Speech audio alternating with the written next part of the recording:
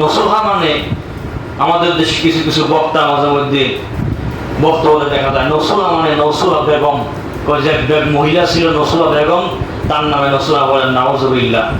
এই নসুহা মানে নসুহা বেগম নয়, নসুহা মানে হচ্ছে এক নিষ্ঠ তওবা, খালিস তওবা। সুবহানাল্লাহ বলেন। এই তাওবায়ে নাসুহা করার জন্য তিনটা শর্ত রয়েছে। কয়টি? তিনটি শর্ত পূরণ করে যদি তওবা করা হয় সেই তওবাই হবে তাওবায়ে নাসুহা। এক নম্বর হচ্ছে গুনার জন্য অনুতপ্ত হওয়া, অনুশোচনা করা। দুই নম্বরে হচ্ছে যে গুনাহ করেছি সেই গুনাহ ছেড়ে দিতে হবে। তিন নম্বরে যে গুনাহ ছেড়ে দিয়েছি সেই গুনাহ সামনে ভবিষ্যতে আর করব না, এই ওয়াদা করতে হবে। এই তিনটে ওয়াদা পূরণ করলেই তার নাম তাওবায়ে নাসুহা। বলেন সুবহানাল্লাহ।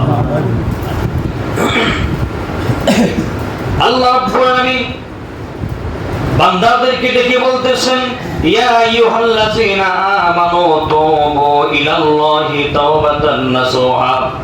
হে বান্দাগণ, তোমরা তাওবায়ে নাসুহা করো, একনিষ্ঠ তওবা করো।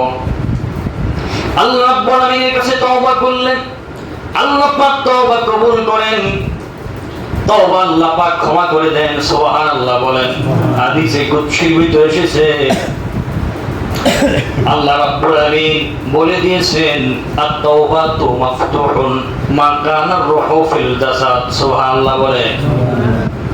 যতক্ষণ পর্যন্ত তার দেহের ভিতরে প্রাণ রয়েছে ততক্ষণ পর্যন্ত আল্লাহ রাব্বুল আলামিন তার জন্য তওবার দরজা খোলা রেখেছেন। বলেন সুবহানাল্লাহ। আল্লাহ পাক বলেছেন, আনা ওয়াফিরু ফি ইবাদি হাত্তা ইয়াতাকাররাম। যতক্ষণ পর্যন্ত তার গলার কাছে মালাকুল মউত না আসবে ততক্ষণ পর্যন্ত আমি তার তওবা কবুল করতেই থাকবো। বলেন সুবহানাল্লাহ। তাহলে কত বড় সুযোগ দিয়েছেন আল্লাহ পাক ক্ষমার, ঠিক কিনা? তওবার জন্য সুযোগ দিয়েছেন, ক্ষমার জন্য সুযোগ দিয়েছেন, সেই সুযোগটা আমাদের কাজে লাগানো দরকার। সম্মানিত হাজরিন, আল্লাহ পাক বান্দাকে তওবা যারা করেন আল্লাহ পাক ক্ষমা করতে ভালোবাসেন। সুবহানাল্লাহ বলেন। আল্লাহ পাক তাদের উপরে নারাজ হন যারা আল্লাহর কাছে তওবা করে না, মাফ চায় না, আল্লাহকে ডাকে না। নাউজুবিল্লাহ বলেন। মানুষ তো তওবা করবে। মানুষের উৎপত্তি হচ্ছে নাসিয়া ইয়ানসাউ থেকে নাসিন, অর্থাৎ মানুষের উৎপত্তি হচ্ছে ভুল থেকে। সুবহানাল্লাহ বলেন।